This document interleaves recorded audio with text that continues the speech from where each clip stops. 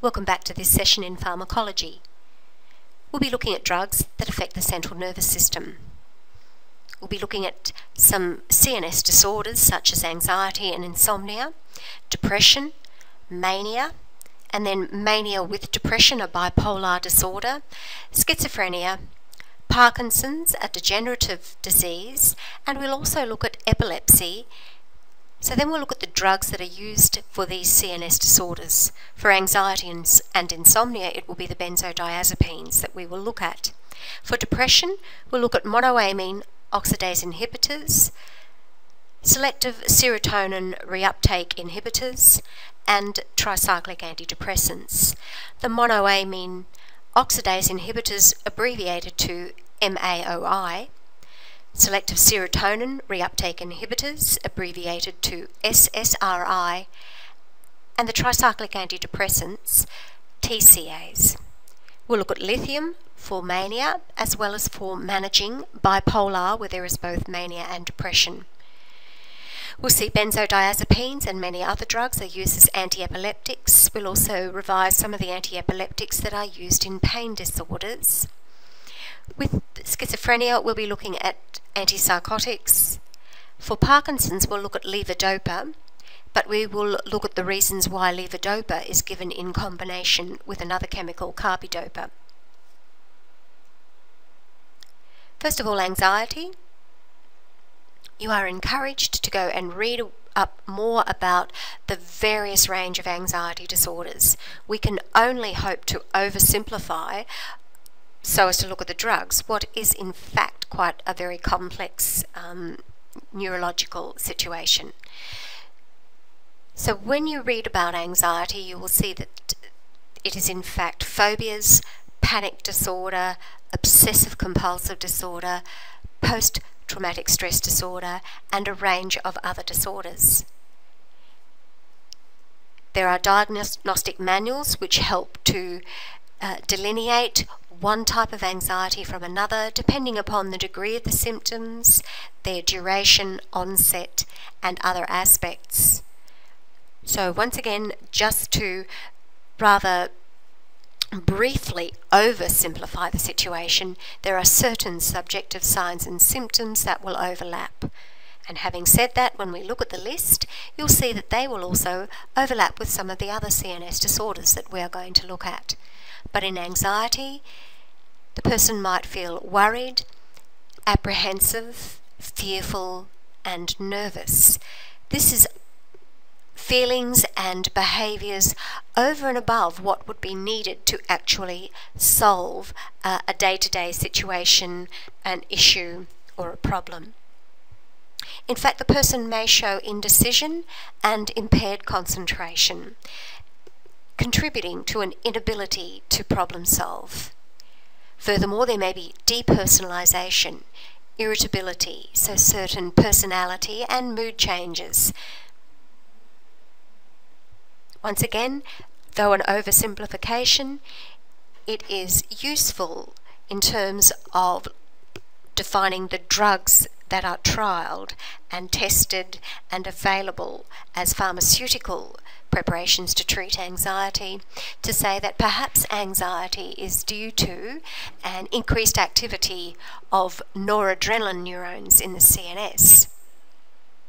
It's perhaps this increased activity that leads to the symptoms and signs of a heightened sympathetic response. Some of the irritability might be due to this sympathetic response. In general, there is also an increased activity of 5-hydroxytryptamine neurons in the CNS, and it may be this neurotransmitter activity that is leading to the fear and apprehension, the person's responses to various aversive stimuli. Furthermore, there is an inhibitory neurotransmitter that we have looked at, gamma-aminobutyric acid. An increased GABA activity in the CNS decreases the activity of the above two neurons, the noradrenaline type neurons and the 5-hydroxytryptamine type neurons. So this gives various hypotheses which have been trialled tested, and then released to market and under that ongoing surveillance. Drugs that either reduce the activity of noradrenaline and 5-hydroxytryptamine, or drugs that will increase the activity of gamma-aminobutyric acid. Drugs from these classes will be good anxiolytics. They will break anxiety. In other words, they'll be anti-anxiety drugs. Insomnia as well is a very complex disorder. We'll see that it overlaps in many other neurological disorders. Here we've suggested very, very closely linked to anxiety disorders and to a person's anxious state if they are experiencing an insomnia. Insomnia can have many dimensions. It could be an inability to fall asleep. It could be difficulty in maintaining a sleep. It might be waking early, or upon awakening, the person might have a feeling of not being rested despite having sufficient opportunity and sufficient hours to sleep. And while we're on the subject of hours, this is also a very variable picture for the individual. There is no one set number of hours that a person must get. It's more a median that most people get 7 to 8 hours sleep for the majority of the time. Being variable though, there are people who could feel quite rested on only 3 hours. People who, because of particular lifespan stages, might need up to 10 hours, and this might be quite normal and regular, where to have 7 hours sleep might make them feel not quite rested. In addition, there'll be many male-female differences. These might be due to sociological stresses, as we'll see. It's also important when taking a case history to work out if the person's insomnia is occasional, or perhaps if it's chronic, before deciding what treatments. While taking that case history, also important to dig deep into the causes, and in some ways better to treat the cause, then use a Western pharmaceutical to treat insomnia. We've classified various causes of insomnia as environmental causes. It might actually be noise, light, or heating in the room that is contributing to that person's inability to sleep. It might be unfamiliar surroundings.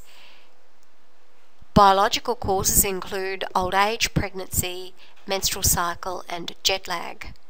But when it comes to elderly and number of hours of sleep that they need, one other very important aspect will be this concept of sleep hygiene, which is all about habits.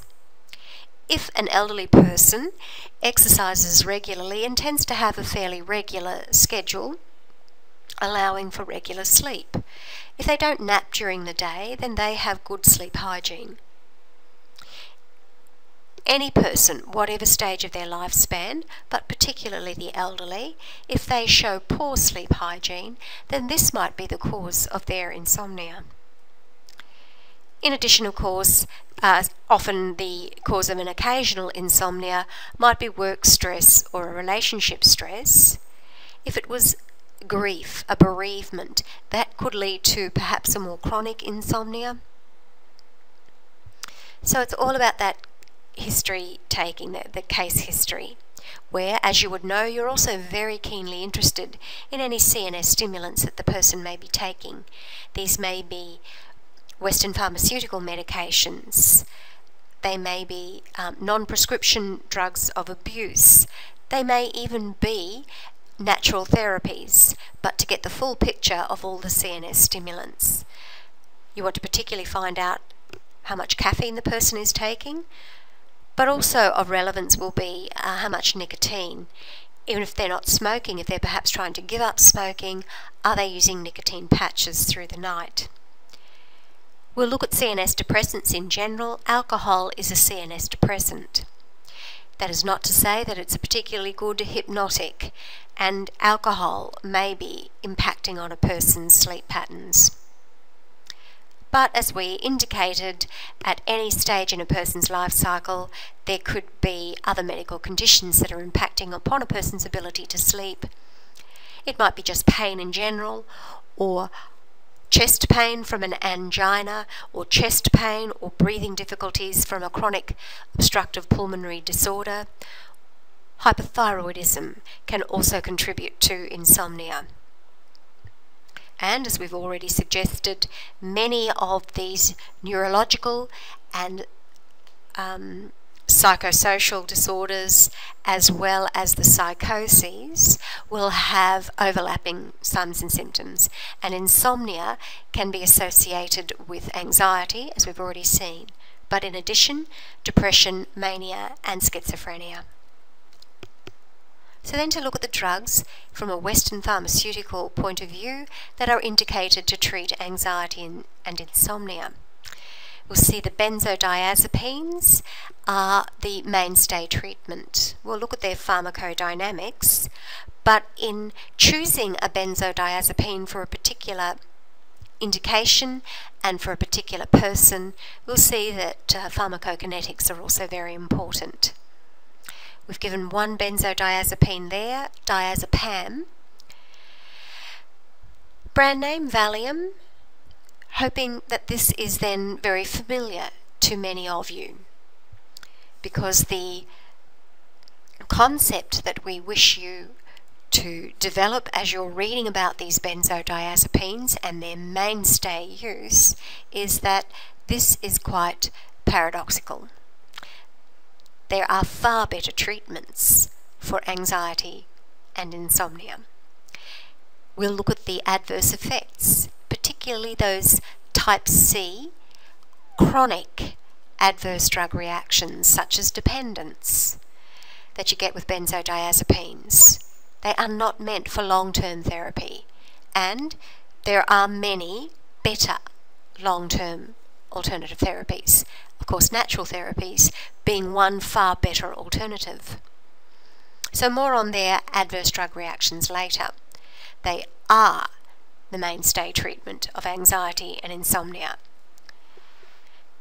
Their mechanism of action as an anxiolytic or an insomniac agent, anti-insomnia agent, would be dependent upon their dose.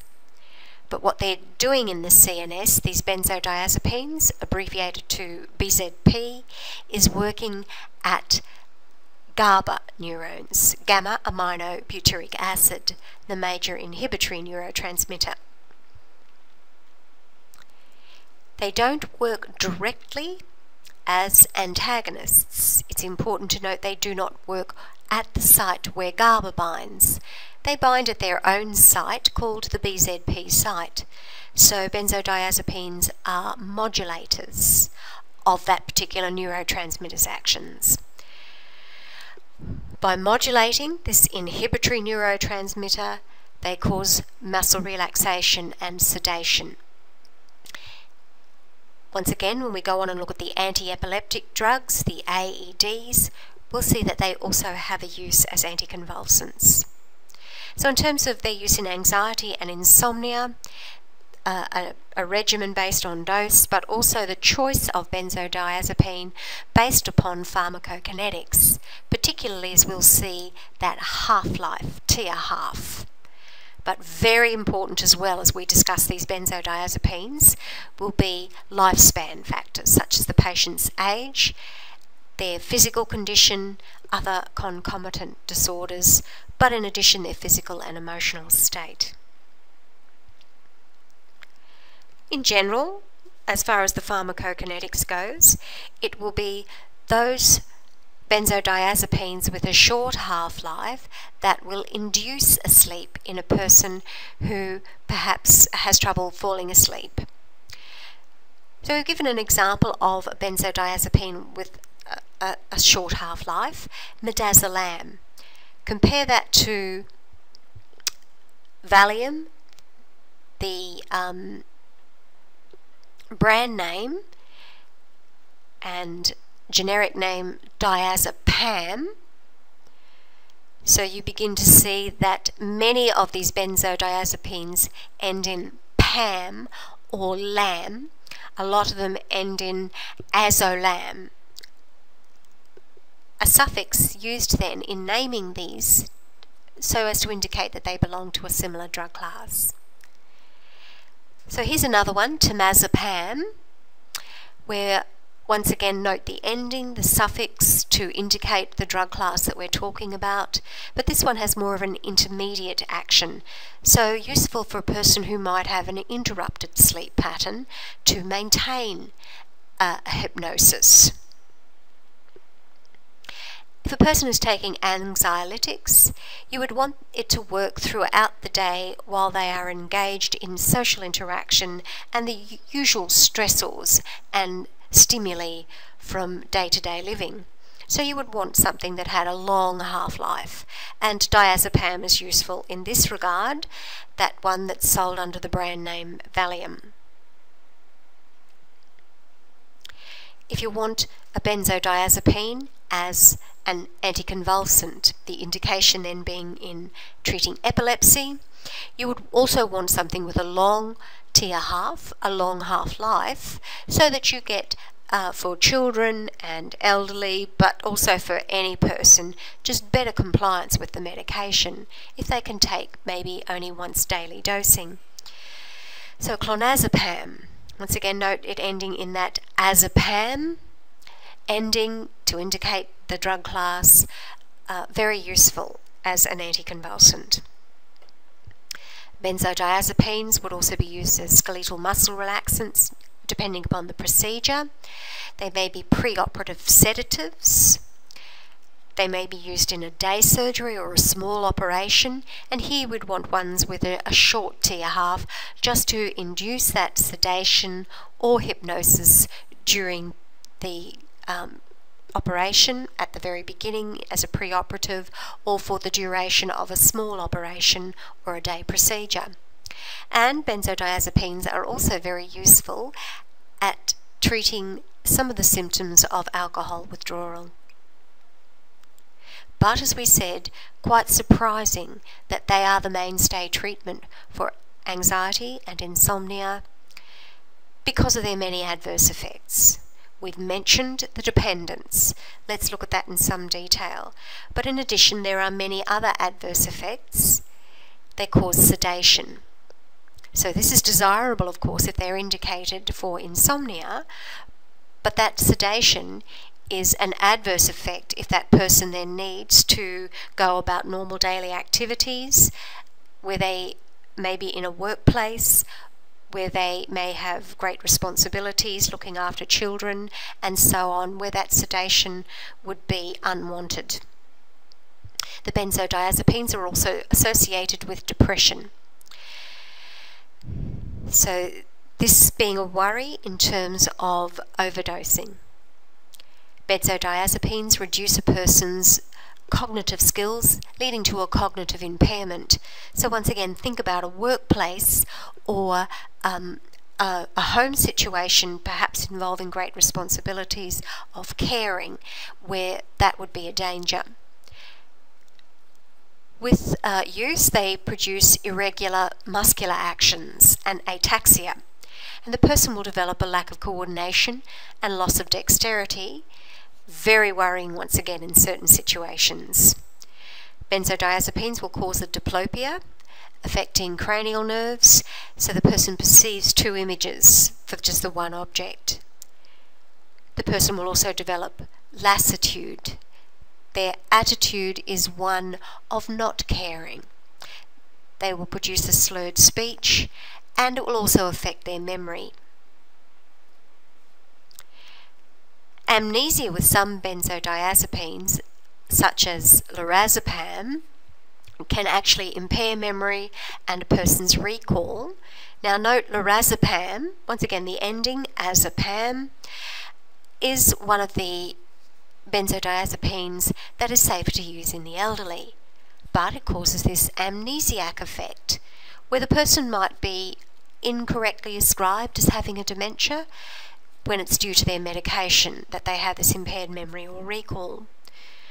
Another benzodiazepine, quite safe to use in the elderly, tends to, once again, like lorazepam, have a short action, so T1/2, making it quite useful in this particular group of people with their various lifespan issues, and oxazepam not associated perhaps with so much memory recall problems, but there are certain other adverse drug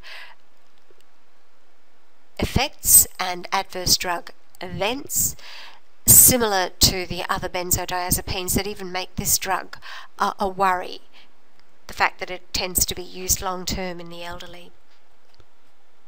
So the major adverse drug reactions why we are so concerned that these drugs are being used for the long term, and you need to assist your client to find out if this is the circumstance, and to perhaps through a referral and working with their healthcare GP to try and get far better long-term therapies. So one of the problems of concern to discuss with the client is this dependence. The dependence occurs with long-term use. It is a ADR type C. It occurs after only 4 to 6 weeks of use. This will therefore mean that benzodiazepines should perhaps only be used for short bursts of perhaps 2 to 3 weeks.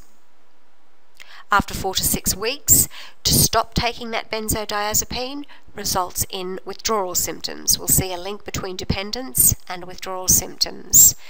So many other therapies that would, for long-term use, be far better for insomnia and anxiety than the benzodiazepines. Also with your clients, it's important to dig deep into their history, and if you identify a history of drug abuse, then benzodiazepines are quite risky in this particular group of people. In addition, benzodiazepines interact with a wide range of other CNS depressants, including alcohol. They will also interact with opioid analgesics, anesthetics, antihistamines, psychotropic agents, and antidepressants. Many drugs inhibit the metabolism of benzodiazepines so that their serum levels are much greater, and therefore quite worrying adverse effects are more likely. One of the major adverse drug reactions associated with its CNS depressant effects is a depression of respiration. In overdose, it is this respiratory depression which can kill, and if the person can be found, the paramedics advised and then urgently got to emergency departments and medical treatment, that respiratory depression can be reversed. So if you're taking other drugs that then enhance the serum levels of benzodiazepines, then that could quite clearly impact upon the ability of these benzodiazepines to produce adverse effects such as that respiratory depression. Now, given all that information about their pharmacokinetics, pharmacodynamics, their mode of action, and then other actions that may be unwanted in the CNS, that then helps you to recall some of the warnings and contraindications. So quite clearly they would be contraindicated in somebody that already had a respiratory depression. If it was sleep apnea where there was breathing difficulties, severe hepatic impairment because they are metabolized by the liver, and myasthenia gravis. We've said that they cause ataxia and coordination problems, and in this autoimmune disease the person is already losing musculoskeletal action. They're used with caution in the elderly, as we have seen, and certain such as oxazepam and lorazepam with a short half-life being preferred. They are also used with caution in pregnancy and in lactation. Their use in children should only be, once again, for that short term and used with caution in children, and a person, as we said, with hepatic impairment, if it was even just a mild impairment, use with caution, or any kind of renal impairment, then use with caution. Next we'll have a look at affective disorders. These affect a person's mood. So here we're particularly talking about depression. The depression may be unipolar, where there is only a low affect or a low mood.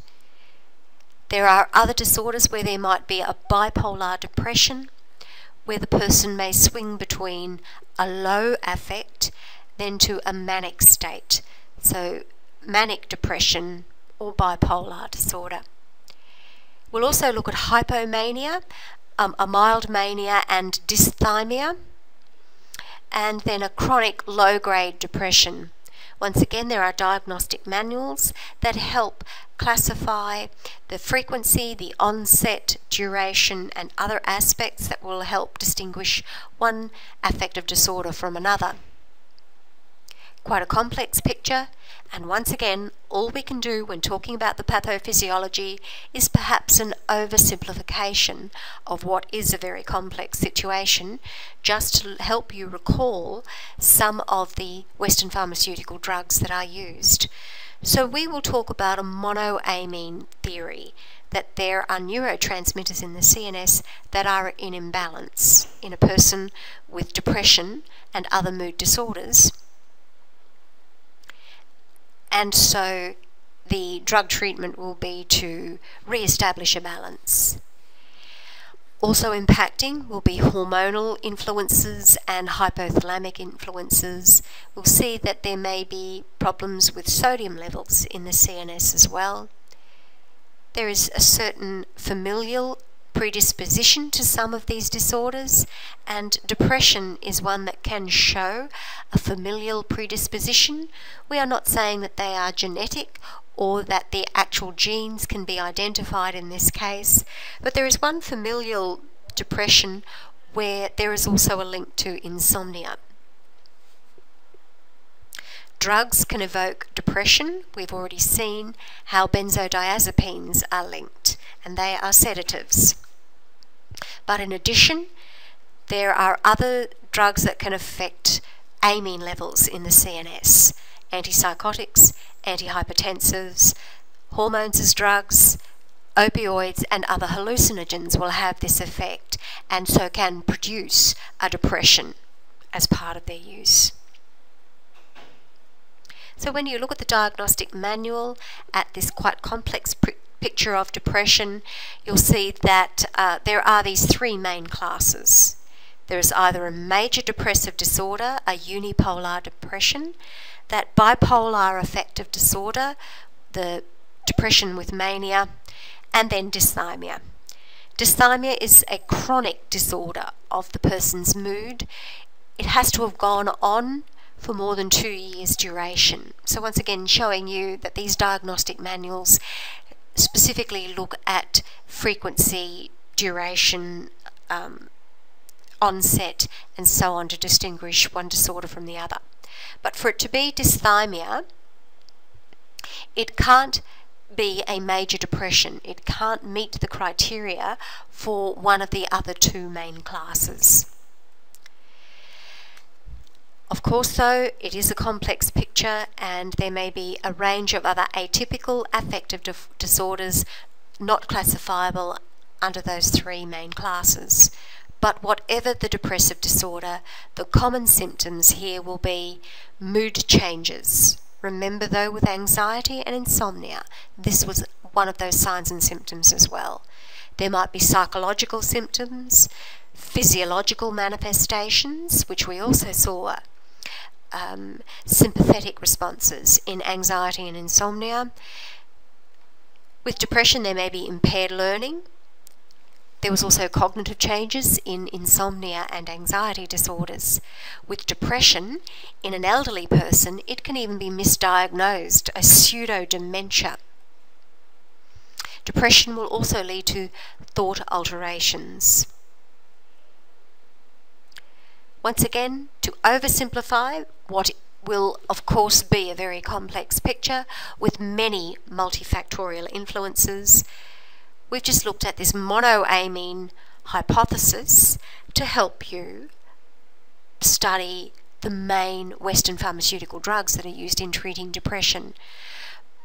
But there are many psychosocial factors that will impact a key stressful event or an ongoing series of stressful events that may also contribute to a person's depression.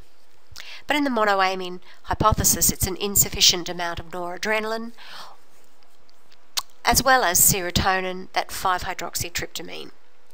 Other related amine neurotransmitters, dopamine and adrenaline being a hormone, but many other hormones having an influence, and as we said, perhaps also sodium levels in the CNS.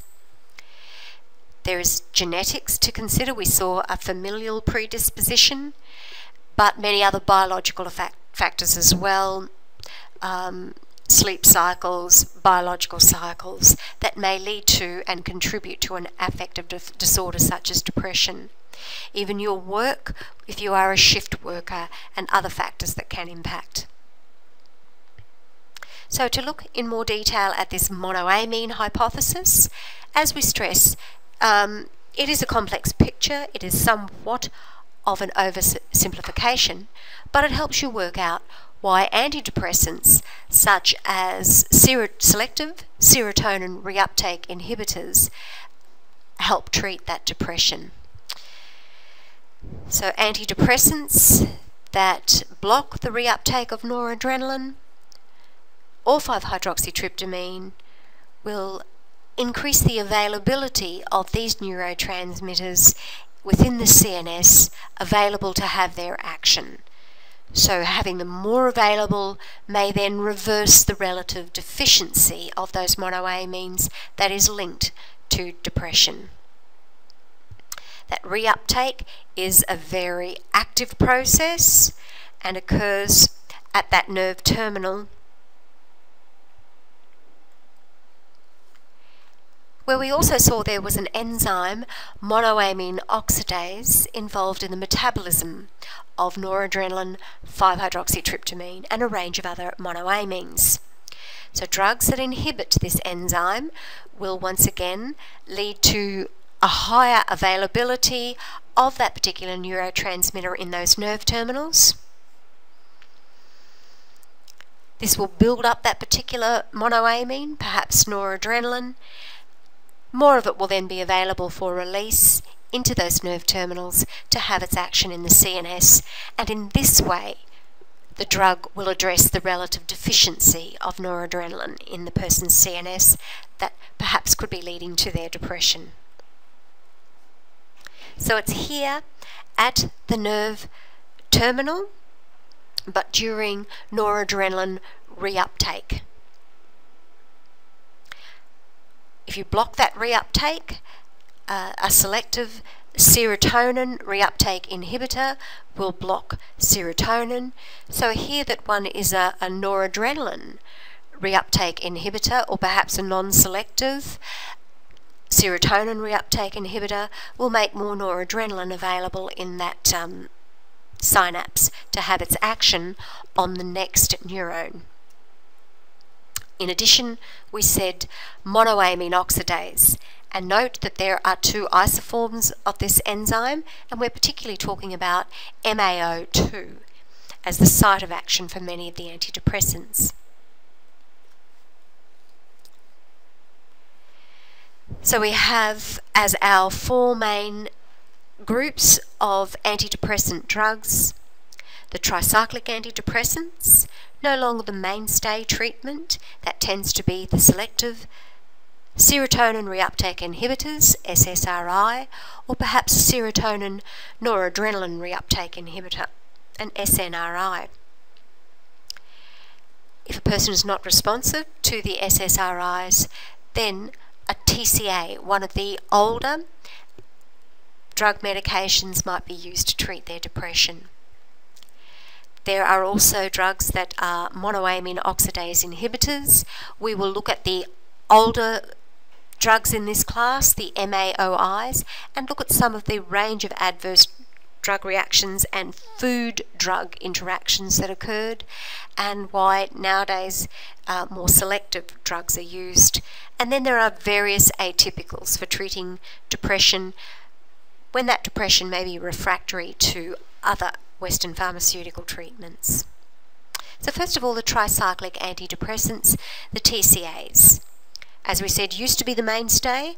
Now they are a second-line agent if the person's depression does not respond to SSRIs. The TCAs were amitriptyline, sold under the brand name Triptanol, imipramine, sold under the brand name Tofranil, and nowadays newer drugs which aren't tricyclics, they are tetracyclics, and mirtazapine would be one such new development, but once again tend to be used as that second line agent. Their mechanism of action: they prevent the reuptake of monoamines. They are not selective, hence the range of adverse effects. They will prevent the reuptake of both noradrenaline and 5-hydroxytryptamine. In addition, they had anticholinergic actions in the CNS, and this explained many of their adverse drug reactions, such as sedation, impaired thinking, concentration and memory problems, weight gain with the tricyclic antidepressants, and a continual dry mouth. This would of course lead to poor compliance with that medication, and therefore seeing as the antidepressant effect can take some weeks to reach full efficacy, by not taking the medication, this can actually interfere with the ability of these drugs to actually treat that person's depression. So it's this delay of onset of action, 2 to 4 weeks.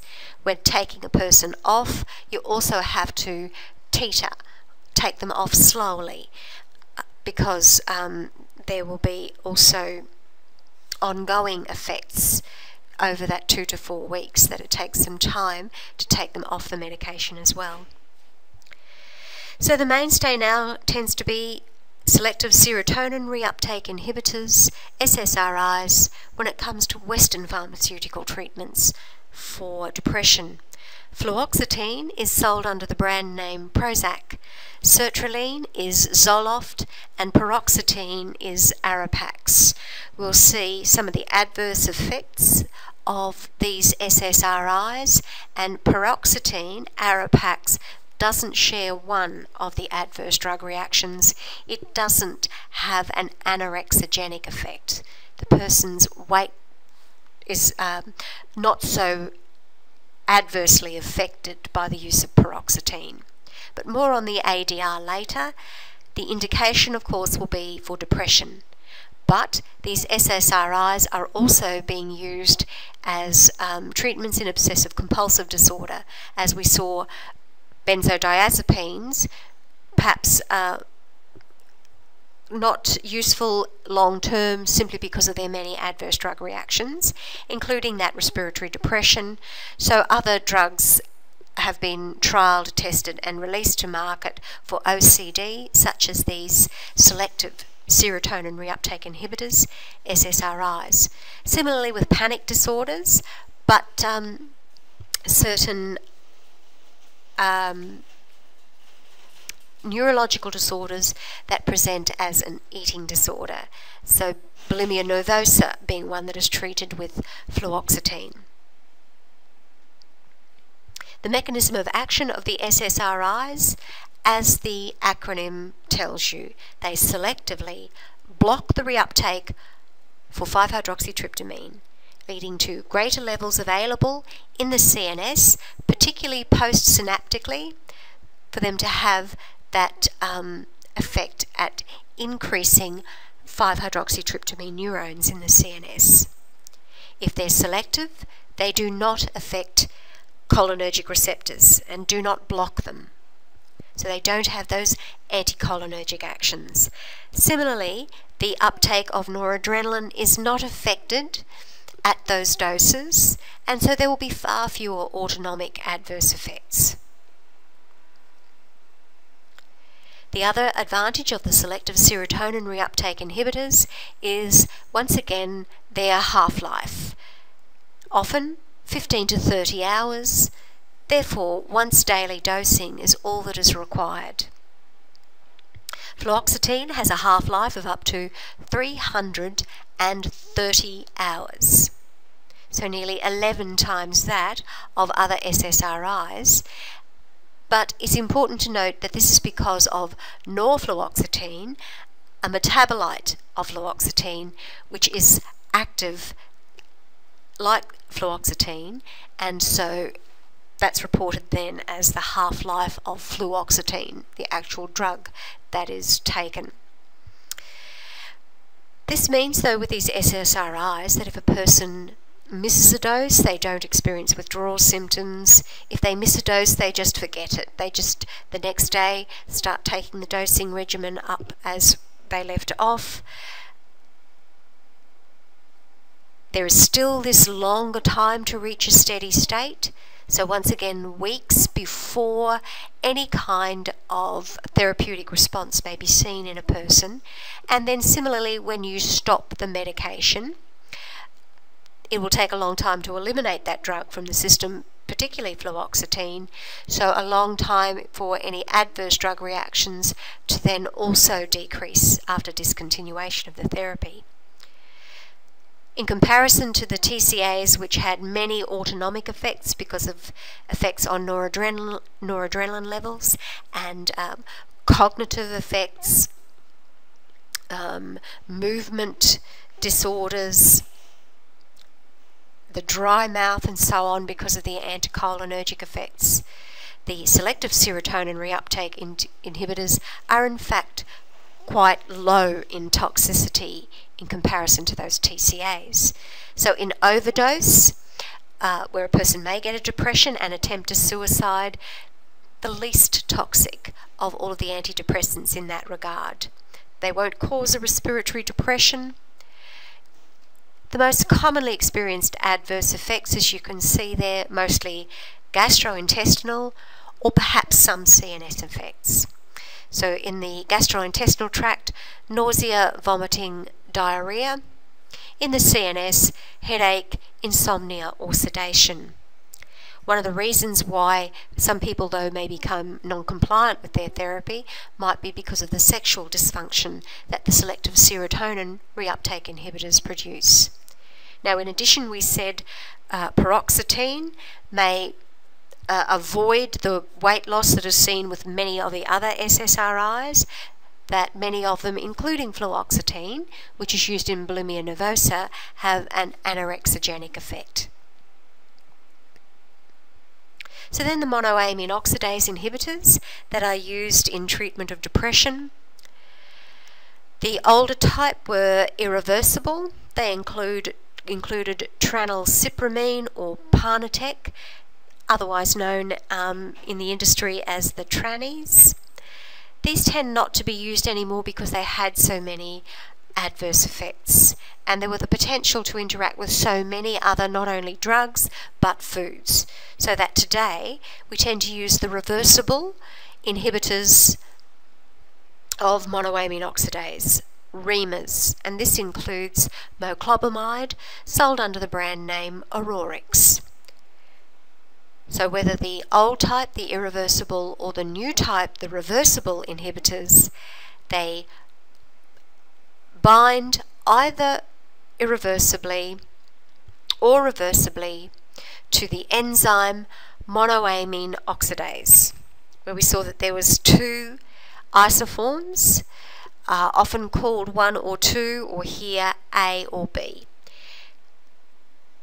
Monoamine oxidase A tends to be the enzyme that is associated with noradrenaline levels and 5-hydroxytryptamine levels in treating antidepression, as an antidepressant in treating depression, whereas the monoamine oxidase B enzyme, when you inhibit it and affect levels of noradrenaline and 5-hydroxytryptamine, it was this isoform of the enzyme that mediated the adverse effects and some of the potential fatal food-drug interactions and other drug-drug interactions. So nowadays, the monoamine oxidase inhibitors that are used tend to be more selective just for the monoamine oxidase type A enzyme, so they're termed MOAI-A, monoamine oxidase inhibitors that inhibit MOA type A, isoform A. So even the modern reversible and more selective monoamine oxidase inhibitors can lead to a hypertensive crisis if taken with certain foods that contain tyramine. The metabolism of this tyramine is also inhibited and its levels build up in the body, therefore causing this hypertension, which can be quite severe, a hypertensive crisis. So the foods that are rich in tyramine include aged foods, foods that are preserved, so particularly aged cheeses. So it was this drug that the person was taking interacting with a food that the person was eating that caused an adverse drug reaction, this hypertensive crisis. So the REMAs, the reversible inhibitors of monoamine oxidase, tend to be less associated with this tyramine effect or the hypertensive crisis. Nevertheless, these MOAIs, all of them, can be associated with serotonin syndrome. Remember, if they're taken in overdose, this was a triad of symptoms involving the CNS, the autonomic nervous system, and musculoskeletal dysfunction. So things like restlessness, hyperpyrexia, quite high fevers, myoclonus, and perhaps potentially fatal effects, this serotonin syndrome. But the REMAs, moclobemide, much less cardiotoxic than the non-selective monoamine oxidase inhibitors. They produced far less changes in noradrenaline levels in the periphery. The REMAs are also selective for monoamine oxidase isoform A, where we saw they bind reversibly. They are competitive inhibitors. So the dietary interactions are still possible, but not as strongly associated as they were for the earlier monoamine oxidase inhibitors. So less chance of a hypertensive crisis. So it is still nevertheless to avoid any potential recommended that a person takes moclobemide directly after meals to avoid any potential interaction. Concurrent use of moclobemide and other antidepressants such as a TCA or a selective serotonin reuptake inhibitor could produce significant risk of a toxic interaction.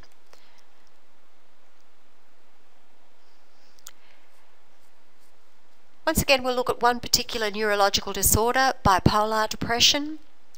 We'll look at the pathophysiology and then link that to the Western pharmaceutical drugs that are used to treat bipolar depression. Many of the antidepressants that we have talked about will show quite good efficacy in treating the depressive stages of a bipolar depression, but they will not treat the manic stages. So in bipolar, there are cyclical episodes. The person's mood becomes highly elated, manic, and then they will sink into a depression. So the neurotransmitter imbalances are quite cyclical.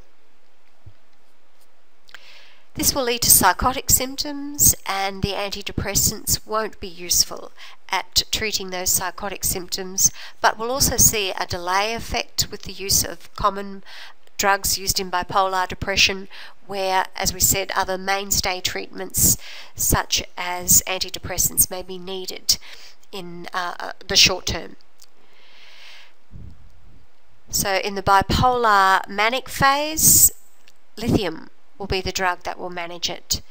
In the bipolar depressive phase, it will once again be lithium that manages it, but there may be a delayed onset of action where other drugs might also be indicated.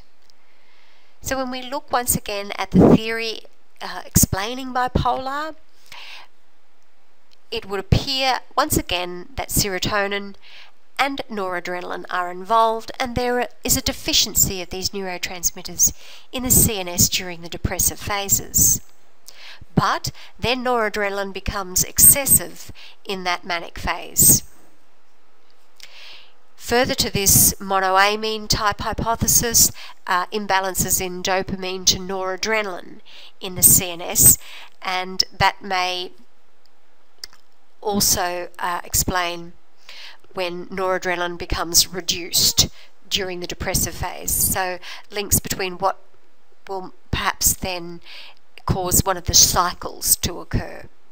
So when dopamine becomes excessive, this is when the cycle may then switch to the hyperactivity or to the mania.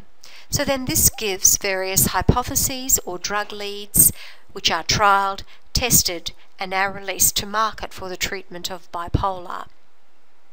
But there have been many other proposed theories. People may show a behavioural sensitivity, they may have electrolyte imbalances in the CNS, there may be abnormalities in membranes and their transport, particularly of electrolytes. It's also been proposed that it might be a secondary messenger system. You saw that in G protein coupled receptors. It might be problems in sleep-wake cycles or light-dark cycles that might also explain the cyclical nature of bipolar. Once again, the mainstay treatment of bipolar is a drug that is paradoxical. Why is it the mainstay treatment, given its quite poor safety profile and the adverse drug reactions that are linked to it? However, it does treat both the manic and prevents the manic depressive episodes, so that it treats stages of the cycle. Also, it's been used for many years, first used here in Australia. Unclear how it's having its action, it is still being studied, and once again many proposals that it's actually at the cell membranes and at the transport of electrolytes, particularly sodium, that lithium is actively transported across cell membranes. Because it's not pumped out as effectively as sodium, you get a longer duration of a neurological action.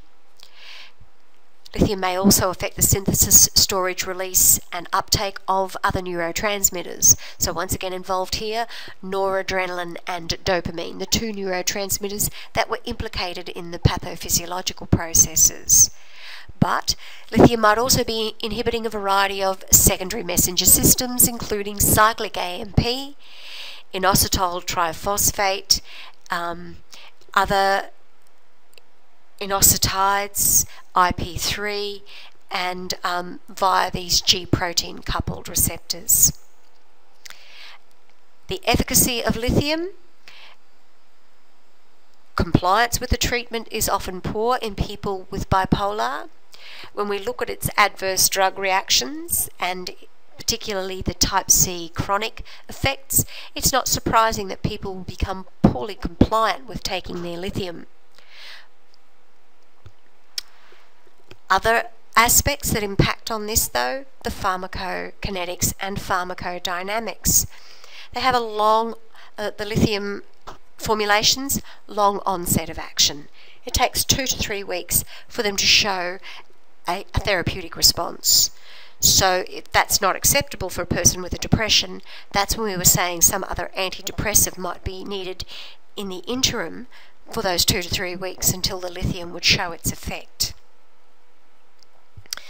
So because it takes so long to affect a manic episode, these people become readily hooked to their own mania. But then because it's cyclical, they don't know when that mania is then going to crash into a depression. So once again, perhaps concurrent use of other mood stabilizers, perhaps antipsychotics. Lithium, we'll see, is also used to treat other conditions. It is not just the mainstay treatment for bipolar disorder. There are certain psychiatric illnesses where it may be indicated, such as schizophrenia.